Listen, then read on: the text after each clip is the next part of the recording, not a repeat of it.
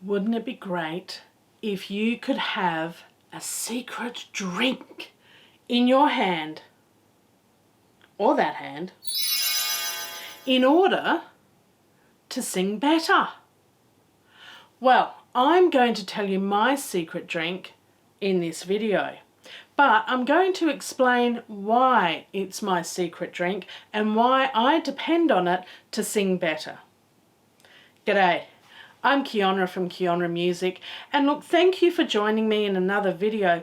If you're new here, you may wish to do the whole like thing and the thumbs up because you like it, singing and music production, song stuff. This is a Songtember video too, by the way. You can do the subscribe bit while you're there. It's free.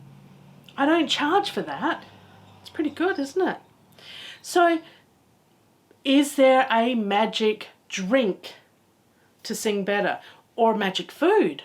A lot of people, and myself included for many years, would have something prior to singing to make them sing better. Absolutely. And look, there's nothing wrong with that at all. My go-to was butterscotch lollies. Before going on stage, give me a bit of a sugar pick-me-up so I wouldn't faint on. One of my biggest fears was fainting on stage. So a bit of a sugar pick-me-up, butterscotch lolly, and it felt nice in the throat. It was great. And I could sing at a concert, Stedford competitions. It was fantastic. Worked like a charm. Other people will, if they get a little bit of a cough or sore throat, swear by honey. Now, honey is very good for you, pure honey. It's got some medicinal type qualities, and it can, it's an antibacterial apparently, and anti-inflammatory. I don't know all the bits and pieces about honey. I'm not an expert. I'm not an apiarist either. That's a beekeeping type person that does stuff with bees and a box where this beautiful honey comes from. But you can find out more about honey. That could be beneficial for you too. Or olive oil. I'd never heard of this one, but a friend said that olive oil is the way to go. They've tried it and it works for them. And guess what? If it works for you, then it works, right? What about certain foods? A herbal tea? Maybe some lemon?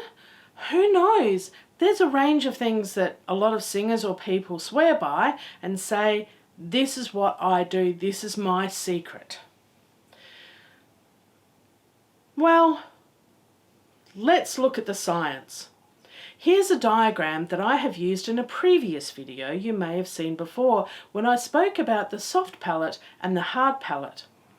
So if we travel further down into the throat area, you'll see two pipes. One is where food goes and drink goes, and the other is where air goes. So the esophagus is where food and drink go down through your mouth down into your stomach. The other pipe, often called the windpipe, is where air goes in and out past your vocal cords from your mouth in and out of your lungs. This little thing here is called the epiglottis. This little thing works really hard when we go to swallow, and is like a little gate that most of the time stays open so we can breathe, but when we have food or drink, it closes so that food and drink goes down to where it belongs, the stomach, rather than, and you may have experienced it before, where it's just gone down the wrong way when it hasn't closed in time and it's gone a little bit into the windpipe. So therefore, does anything we eat or drink actually affect the vocal cords? Well, no, not directly, at all, in any way. Sorry. But there is a magic secret drink. Actually, it's not that secret, but bear with me a moment. So the best way to be healthy when singing and have really good vocal health and look after those vocal cords or vocal folds that they're called is to stay hydrated, to keep them moist, to keep them hydrated. Now, anything we eat or drink is not going to go anywhere near it. Otherwise, we would kind of drown. We can't have food and liquids go into our lungs. So our body looks after itself pretty well, and it goes down the esophagus and into our stomach. So that's a good thing. Okay, so how do we get to have healthy vocal cords? Well, there is a secret drink. Water. Plain old water. Have a drink of water. And here's the thing, if you're going to do a bit of singing, you actually lose a lot of moisture from singing or talking if you do it a fair bit. I used to be an adult educator and speak and talk for about 7 hours in a day. Who would have thought that I could talk for a long period of time? I would literally drink litres of water during the day because I was talking and teaching people throughout the day, and I would lose a lot of moisture. So I need to stay hydrated. I've actually looked up some research, and in the clicky bits in the description below, I've put a link there to some research done in 2010 about vocal hydration. It's a very interesting read. If you're the sciencey type, you don't have to, because I've pretty much summarised it here in this next little bit. Drink water. Hydration isn't necessarily the key, but the opposite can be detrimental. So we can't really tell if we're really hydrated or not, but we can often tell when we're dehydrated. So if we try to sing when we're dehydrated, that's not going to give us the best quality of voice. We want to be as hydrated as possible because the only way our vocal cords can stay hydrated and moist is to have bodily fluids and be hydrated anyway. So, unfortunately, one of my favourite drinks is a bit of an offender. I love my coffee in the mornings. Caffeinated and alcoholic drinks will dehydrate you.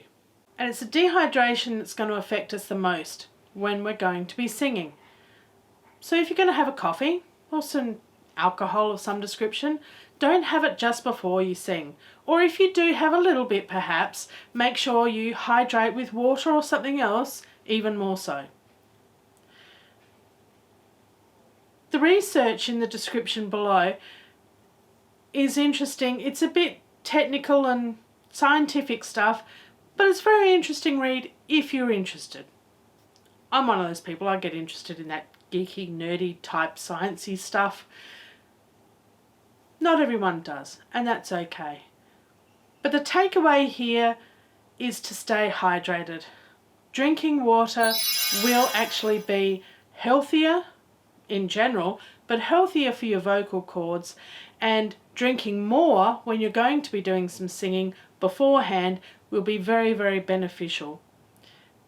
Also, in saying that, if you haven't been too well and for whatever reason, gastro or something, lost a lot of fluids, you might want to hydrate before you start singing again. Often we forget about drinking water and we think, oh, I'm a bit croaky, and it isn't until dehydration begins that we get those signs that, oh, actually, I need to drink. So being thirsty, getting a headache, we're already starting to become dehydrated. So we've got to really think about hydrating well before we sing. I hope that explains it all for you, and I hope this has helped. But in saying that, for those of you like myself, have a little bit of honey or a butterscotch lolly or a cup of herbal tea, some olive oil, whatever takes your fancy and whatever works for you, keep doing it. Because if it makes your throat up here before we get to the, that other bit that's the gate, if it affects that and it makes us feel good and we feel like we can sing better, then keep doing it. There's nothing wrong with it. But if you really want to sing better, drink some water. So on that happy note, I'll see you in the next video, and I hope you'll stick around and like and subscribe with the clicky bits so you can join me in future videos. And I think I might actually go get a drink. Check out the other videos. I'll see you later. A bit thirsty.